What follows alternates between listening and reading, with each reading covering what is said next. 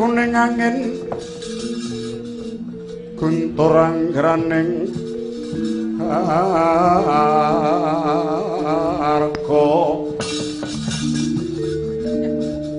gura-gur nita kiri-kiri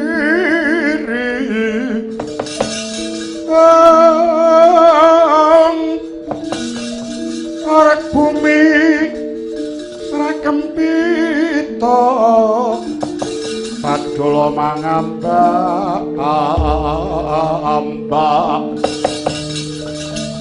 hutan treswar lan lesus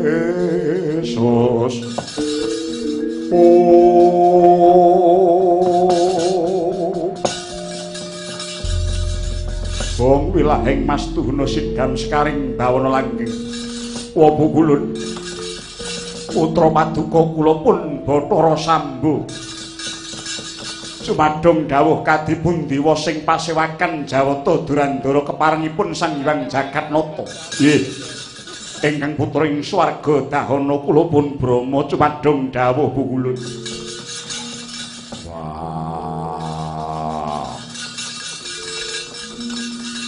dewa ing swarga maruta bayu cumadung dawuh Wanarada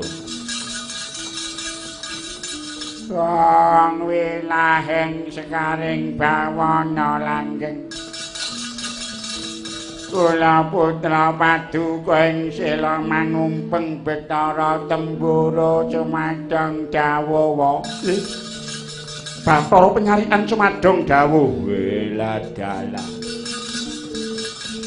ingkang putra ing arga dumilah kula pun Yamadipati cumadung dawuh putra paduka Mahadewa cumadung dawuh Wabu Kulun madalah pragenjang Pak kabeh para dewa siji ora ana kang tak arani padha pidangetna dawuh ulun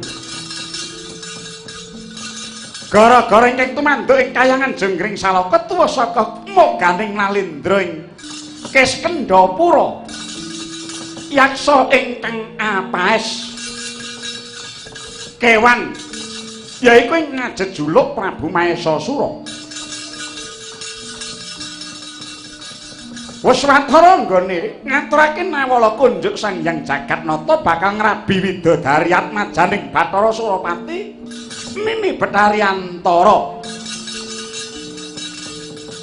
jeneng kita padha sumurut pramanta sedyane Mahesasura ora liya ya mung bakal mbaleni gaweane lawas nalika semana isih jejuluk Prabu Prahasti sadurunge salah kedaden mustakane dadi asirah kebo nalika semana nate ngrangsang kayangan bakal nyuwun jodoh widodari Betari Supraba nanging salah kedaden lakon lha kok saiki dibaleni meneh cecok dheweke Nalendra Angkara murka iki bakal ngendhih marang panguwasaning Sang Hyang Jagatnata waduh Wabu Kulun menawi saking pamaas kula prayogipun singkiraken kewala weladala ing atasipun raseksa ingkang sirahipun kewan kok badhe wantun kalian para dewa menapa pancen sampun kandel kulite atos balunge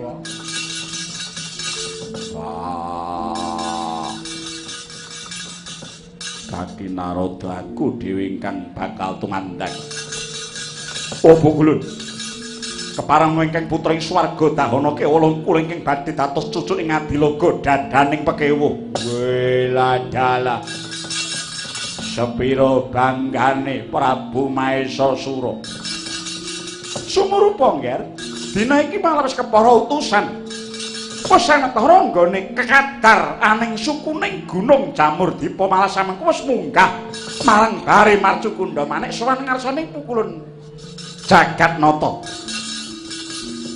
Papatih ya kekesete Prabu Mahesasura ingkang wujud raseksa asirah lembu ya kuwi Dedyakala Lembu Sura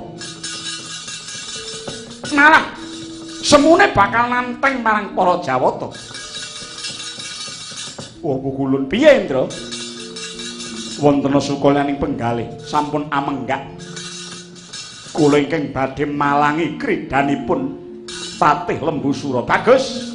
Aja mung Indra ingkang kaijenan kabeh para Jawata Durandara padha lumagang gawe. Nggih, ngestaken dawuh, ngestaken dawuh. Ngestaken dawuh, ngestaken dawuh. Mangsa bodho nggonmu tata-tata. Yen pancen bisa tindakake serana becik dikon bali hewa dening Banda Kalani. Purbawasesa gunturen saking Dirgantara Silembusura aja nganti gawe gegering kayangan. Ngestaken dawuh. Mahadewa kula wonten dawuh pukulun mangsa bodha pernataning prajurit Durandara ngestaken dawuh kepareng amit madal wasilan pukulun. Rep amale tinggal kasektening wong kapuji gunaning sun tan kok wicara pratandha butimu cemara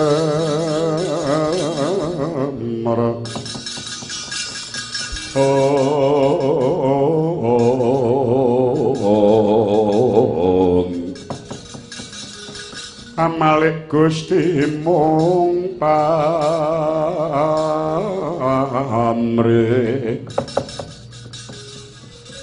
pangauban mane mungsuh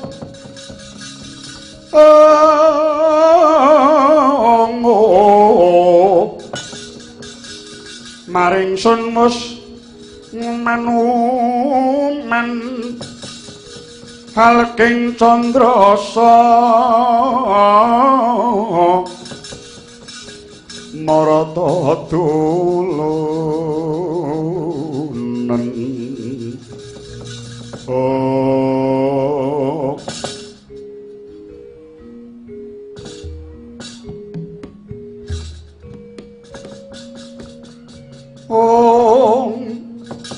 jir ngomong jir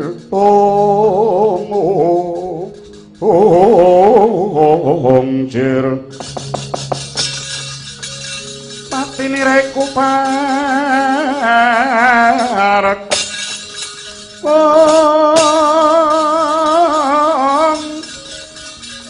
rang-rangkul suku ngrerepa nyuwun urip ngrerepa nyuwun uripmu bekti padha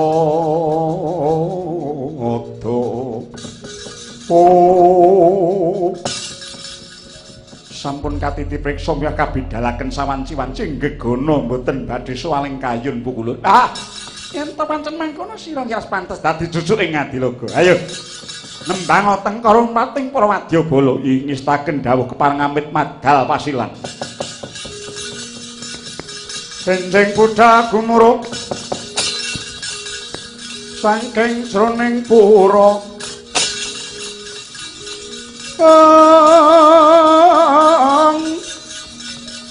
kung ingkang balakuswa Prabu Sananira lir surya wedalira saka ing cala nityarsa madangi jagat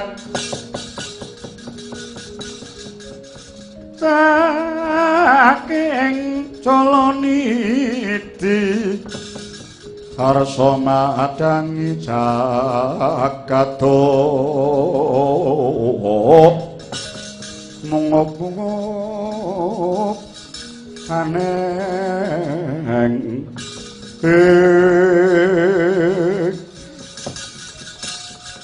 kapyarsa swaranipun lir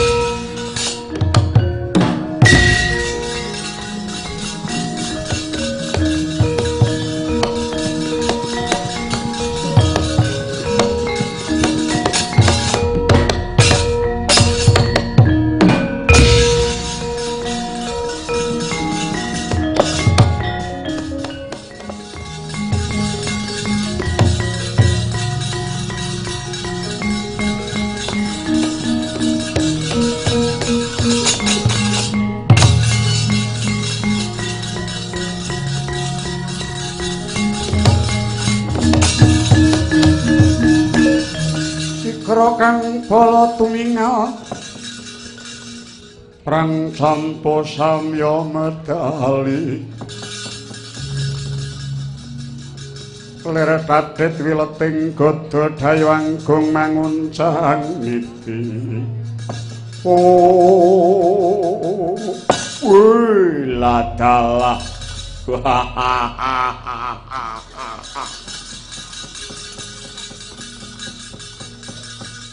Sura Sardula lan kowe Sura Srenggala kula nan wonten pangandika ingkang adhawuh kula nan wonten pangandika ingkang adhawuh ora lali iki Togok lan Sarawita sumusul inggih Gusti Patih kepareng ngundang inggih menika Cetha Teja Mantri lan Sarawita Togok kula wonten dawuh amit pasang liman tabih Patih. Wah. Kowe nyusul ana sukuning jamur dipogok nggih. Kula nuwun sewu ngaturi kawuningan bilih paduka ndadosaken pangrantuning ingkang sinuwun Prabu Maesasura. Anggenipun gandrung-gandrung kapirangu dhateng Batarintara kasih nggih Bataritara sampun boten kenging dipun tambani kangge srana menapa kemawon. Gok nun aku dadi dutaning ratu lamun to nganti ora entuk gawe isin kok. Karo meneh ingkang sinuwun wis paring dawuh lamun aku kudu bisa mboyong Bataritara lamun to ora. Guluku bakal dadi jole digantung dadi pengewan-ewan ana ing alun-alun. Wae. Mula taun ana Windana aku ora bakal bali marang Guwa Kiskendha. Yen to durung kasembadan nderekake pukulun Bataritara kok. Ning empun dangu-dangu awit gerahipun kunjana ingkang sinuwun menika sampun sanget mboten kenging dipun jampeni. Aku ngerti kok. Nanging aku isih ngulur-ulur wektu supaya Dewa cetha pangucape. Nanging wangune Dewa ngerti lamun to sedyan ingkang sinuwun Prabu Maesasura bakal mengiran jagat ngrata bumi kok. Mula tak jaluk mumpung kowe teko ing papan kene piye penemumu kok. Nek saking pemanggih kula, nek sampean pancen dadi duta mungkasi nggih kudu ngrampungi sisan. Nek wani kalih para Jawata nggih ditanting sisan dewane. Ngukuhi Bataritara napa pilih kayangan dadi ajur. Pancen kuwi pangajabku kok. Ning nggih niku sampean kudu otot kawat balung wesi merga Dewa niku kondang kena lara nanging ora kena pati. Nadyan ketaman lelara kenging gegaman sedina kaping 17 niku dadi larane nanging boten enten critane dewa kok mati niku. Merga dewa niku beda kalih titah kaya kula sampeyan. Nek dewa niku pengawak cahya. Mati sedina ping 3 isih ngambah wonten ing alam kadewan malih. Ladalah.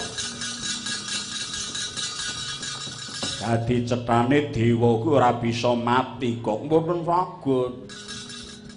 Mboten saged pecah ning nek tele-tele saged. Tele-tele iki. Jarene dewa ki luput pati kena lara. Lah ya nek pancene wani karo dewa ya ora susah dipateni, bondo tangane krincung sikile pentungi sekesuk. Angko ora mati nek ya lenggek-lenggek. Pun pripun nek sampean wani nggih maju ning nek kira-kira wedi mundur mawon mumpung senten kol. Pripun? Mangka dewa niku gamane bangsa bledhek guntur tatit kilat angin udan lesus. Lesus wis mati. Lambemu wong lesus barat kok niku gamaning para dewa kayangan dados sampeyan pun mung gawa Brama kepanasen. Wong perang niku ngibarate kaya wong nyabrang geni blubukan. Nek panas kudu diunduri ning nek adem diteruske. Ladala. Kowe ngerti kok. Kasektene ingkang sinuwun persasat jagat iki tanpa timbang.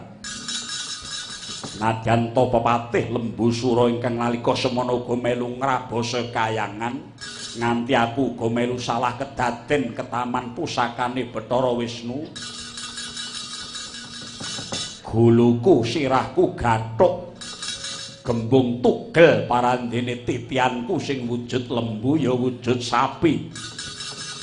Ketaman jemparingi Bathara Wisnu uga tugel parandene kedayan rawa rontek bisa sambung mung kleru dununge kok.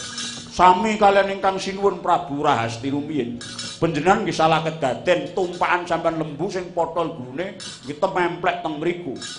Mula tak rewangi dadi wujud ora lumrah sakpadaning titah kaya mengkene iki ora trima rasaku yen durung gawe sasra wirang ana ing kayangan kok. Monggo nek ngaten ning kula pun elek-elek. Nek sampean pancen wani tenan nggih monggo rewa dene mboten wani sakniki mantuk mawon. Pun. Nek kinten-kinten paitane kandel mang tantangne nek kira-kira mung 3000-an ampun.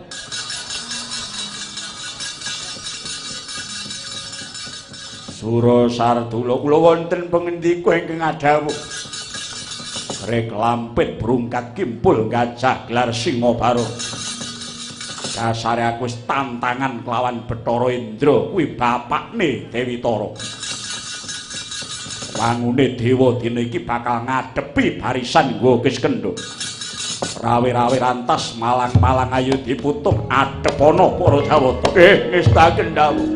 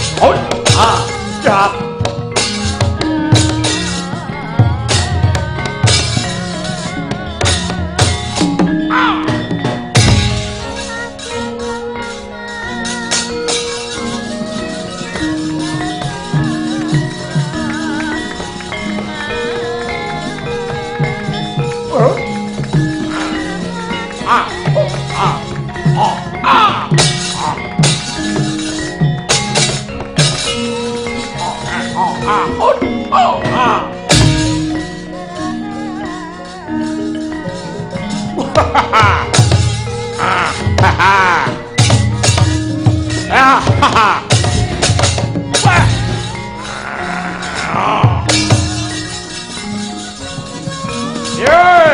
Haha! Wah! Wah! Haha! Wah! Haha! Ah! Hai! Haha! Ye! Haha! Ah! Haha! Ye! Hahaha! Ah! Haha! Ah! Haha! Ya, welu kancane. Aduh.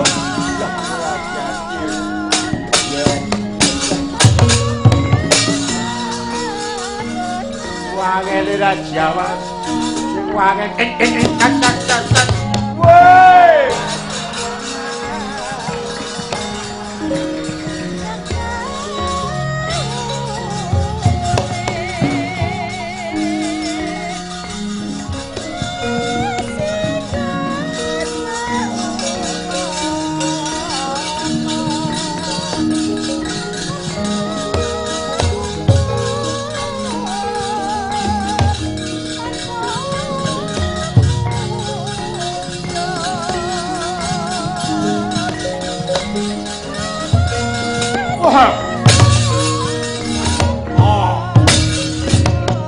Hai.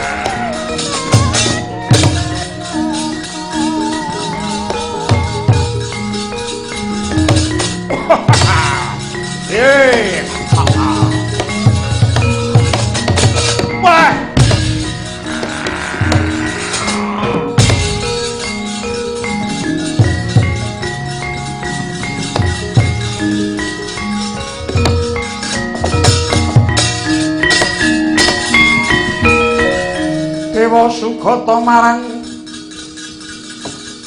sureng perang udani arum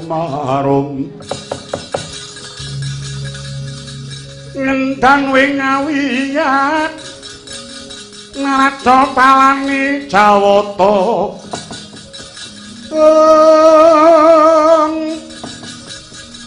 suka mulat ing palagan kayung yun yudhaning wrereksa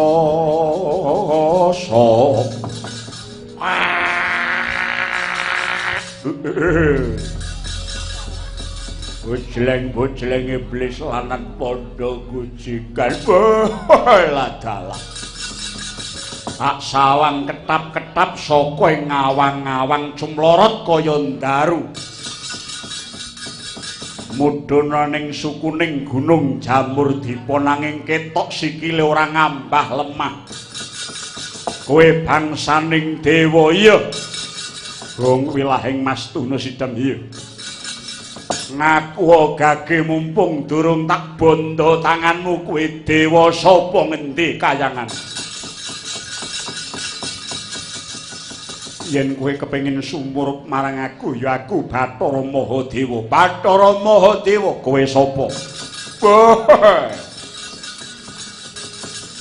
Wadyabala saka nggawa Kiskendha kesete Prabu Maesa Sura takon marang aku Dedyakala. Sura Sardula. Sura Sardula. Ayo endi? Tetah ulun kang jenenge Lembu Sura. Kudu bali yang dangkane ora kena midak kayangan Jungring Salaka. Piye? Anggepmu apa dewa tak enteni jawabe nganti nglangut nggonku ana kene kentekan sangu. Ora ana kabul kawusanane kuwi dewa kepiye? Yen pancen lila ulungna nanging yen mbok kukui Dewi Tara. sawangen barisaning yaksa saka nggoe Kiskendha.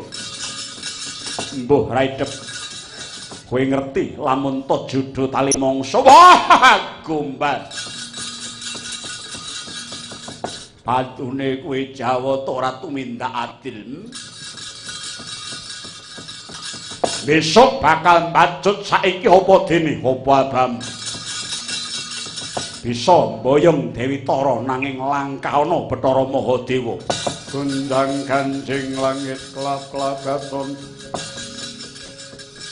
Berkincang ing alis risang mawe gandrung.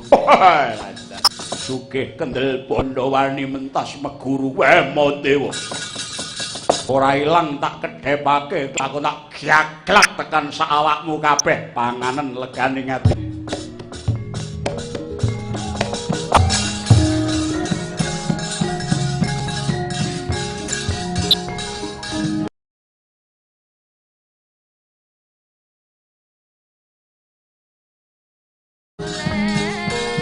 Riku mawur mangawur-wuran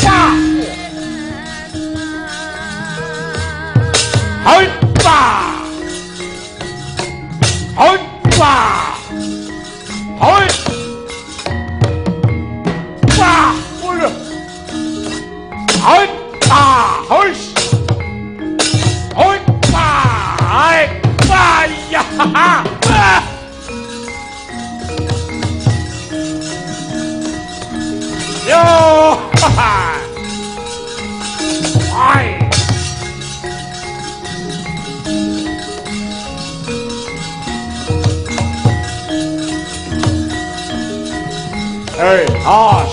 Hai. Ah. Hai.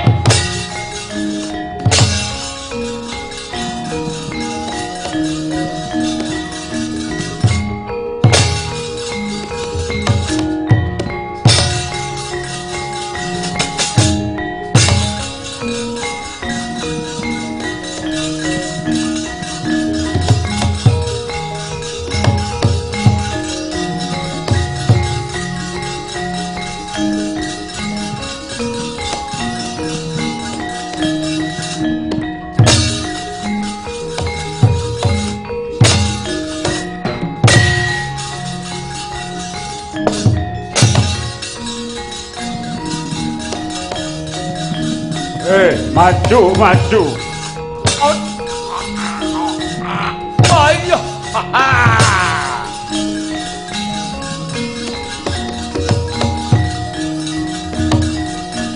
Mundur, mundur.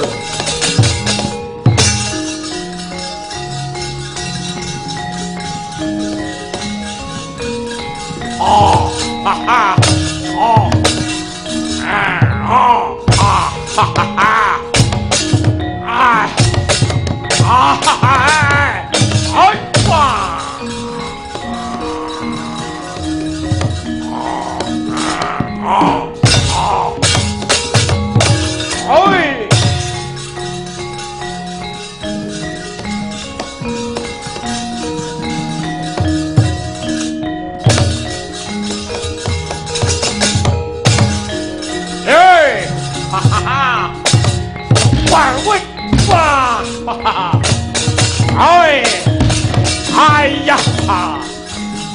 Ayo mundur we.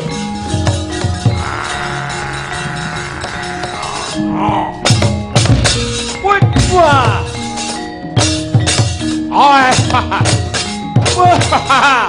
Wait, wah ya. Wah, geliang aku.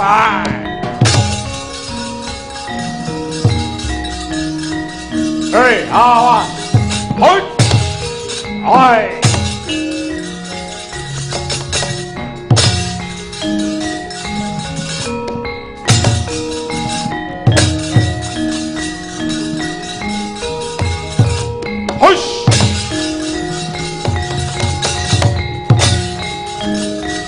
Oi! Wah!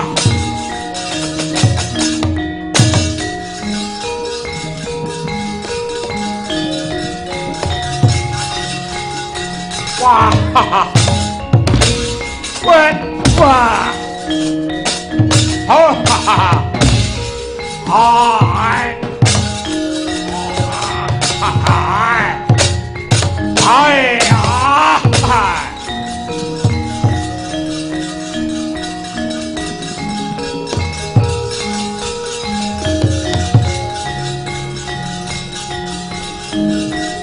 Hey!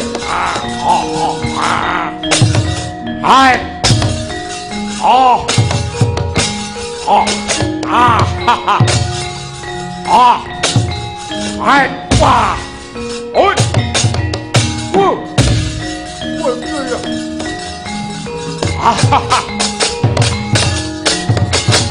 Oh! Ha ha! Ah!